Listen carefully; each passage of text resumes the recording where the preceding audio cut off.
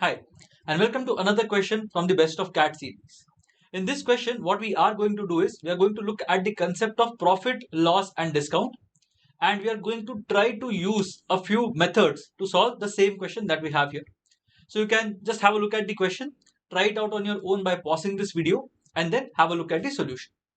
In this question, we have a shopkeeper who is selling two tables, each procured at cost price P. Very important to note, the cost price of each of these two tables is P. And there are two people who are here, right? These people here are Amal and Asim. And they are being sold these tables at a profit of 20% and at a loss of 20%. Right? So Amal is going to get a table after sort of giving a profit of 20% to the shopkeeper. And in the second scenario, when the shopkeeper is selling this table to Asim, in that case, he's making a loss of 20%. Now, what happens is Amal sends his table to Bimal, right? So he sells his table to Bimal now at a profit of 30%. And Asim sells his table to Barun at a loss of 30%. So again, the profit percentage and the loss percentage is more or less the same, right? If the amounts paid by Bimal and Barun are X and Y respectively, so at the end of it, whatever happens after the second transaction, if X and Y are the amounts paid by Bimal and Barun, then what is the value of X minus Y upon? Now, if you look at this question, there are a lot of variables here. So P is a variable, X is a variable, Y is a variable. So too many variables and you are expected to answer this question in the form of a number. It should ideally take you towards that point wherein you are trying to do it using numbers. However, let's look at the basic method first. That is your textbook way of solving things. So what we do is we stay true to the information that has been given to us. We religiously take the initial cost price or the procurement price as P for the shopkeeper. Now, if the shopkeeper has purchased one table for a P and has sold it to Amal, let's say for example, then what would be the price at which Amal would have purchased this particular thing? The shopkeeper made a profit of 20% on a base price of P, which means that Amal should have bought this particular table at the rate of 1.2p.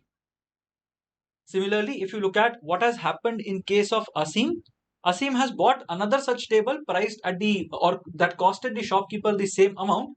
And then what Asim has done in this case is Asim has bought it such that the shopkeeper faced a loss of 20%. Meaning, if P was the cost price, then Asim would have bought it for 0.8p. Now, what happens after this? Amal sells it to Bimal at a profit of 30%. So 1.2p into 1.3, because 30% profit will translate into the new selling price becoming 1.3 times the cost price. So in this case, 1.2 into 1.3, if you are good at calculation, you will be able to figure out that this is going to be 1.56p. Similarly, 0.8p is the amount that Asim had paid while purchasing this particular table. Now what has happened is Asim sells his table to Barun at a loss of 30%. So if you sell something at a loss of 30%, you are selling it for 0.7 times the cost price. So in this case, 0.8p was the cost price for Asim. He sold it at a 30% loss. 0.8 into 0.7 is going to be 0.56p. So we get the value of X as 1.56p because that is the price that has been paid by Bimal, and we get the value of Y as 0.56p, the price that has been paid by Barun.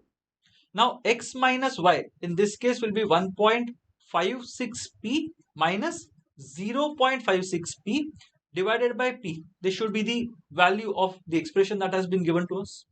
1.56p minus 0.56p will be nothing but P divided by P. Our answer will be 1. But it requires a lot of bad numbers, so to say, 1.2, 1.3, 1.56, 0.7, 0.8, right? It might not strike you as an intuitive solution. It's very easy to understand, yes, but it might not be the most intuitive solution. So let's try to look at another solution that does not involve a lot of writing. If you like our content and want to experience the IMS pedagogy, you can join the IMS Zero Fee Prep programs that will give you access to concept videos, sectionals, full-length tests and more for free.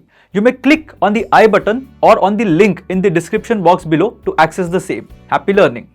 So here if you observe carefully, what exactly is happening? You can do this question in your head as well. So if you look at it, the cost price of both the tables is the same, right? What has happened here is Amal has spent 20% more than the cost price. Base again remains the same. If you look at what Asim has done, Asim has paid 20% less than the cost price. Again, the base remains the same. So the deviation from the cost price in both the cases is going to be equal. That is the logic. The deviation from the cost price in both the cases is going to be equal. One of them goes 20% above, the other one goes 20% below. They are being reflected. If you look at the second transaction now, the one that was 20% above the cost price now goes a further 30% above the cost price. Whereas the other thing or the other person who had bought it at a loss of 20% or who had bought it when the shopkeeper made a loss of 20% has now sold it at a further loss of 30%. So again we are migrating outwards. So if you observe carefully, 20% above, 20% below, 30% above this, 30% below this, meaning that you are reflecting everything around the same cost price. Now what is X and Y? X and Y are the amounts paid by Bimal and Barun. So if you look at it, Bimal's amount is going to be a bit ahead of the cost price, the original cost price. Barun's amount is going to be a bit behind the original cost price. Now, how much is this ahead and how much is this behind? That is basically the question. And if you observe carefully, the amount by which this is ahead is the same as the amount by which the other one will be behind, meaning the gap between them is going to be equal to the cost price itself. And so we will get P by P equal to 1. So that is another way of thinking about it. You can do it in your mind as well. The second thing you can do here is you can apply the concept of successive change. So what is happening in this case is, if you look at what is happening with Bimal, right? So Bimal is buying something that has been first priced at a profit of 20% and second, again, the profit that has been made is 30%. So we can use successive change concept here. Successive change will involve the effective profit or loss as A, that is 20, plus B, that is 30, first change 20, second change 30, plus A into B by 100. This is going to be the effective change. So 20 plus 30 is 50, plus 20 into 30 by 100 is 6, meaning that Bimal would have bought the table when the cost price was 56% more than the original cost price. Similarly, what is happening in case of Barun? In this case, Barun is buying something that has been priced at 20% loss first and 30% loss next. So the effective change will be minus 20 plus minus 30. I'll write it as minus 30 plus minus 20 into minus 30 by 100. So here we are going to get minus 20 minus 30, that is minus 50, and this one will become plus 6. So minus 50 plus 6 will be nothing but minus 44%.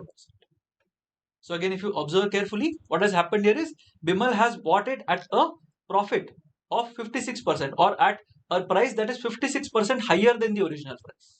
Whereas Barun has bought the same thing at a price that is 44% below the original price. So 1.56 versus 0.56.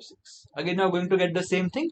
1.56 of the cost price or the initial price minus 0.56 of the initial price is what you are going to get, divided by the initial price, that is 1. You are going to get the answer as 1. There is another way that you might want to try, which is by taking P equal to 100, because it's not going to matter at the end of the day. X and Y are going to be in terms of. So what you can do is you can take a base of 100, try it out on your own and see if you are getting the same answer. To follow up with this question, we have put a replica question on the end slide. What you can do is you can try out the replica question on your own, as I'm sure you would have been over the last few days. Put your answers in the comment section below. If there is any doubt, something you haven't understood, if you have a better method to solve the question, please feel free to share it with us in the comment section below and we will get back to you on that. Happy learning.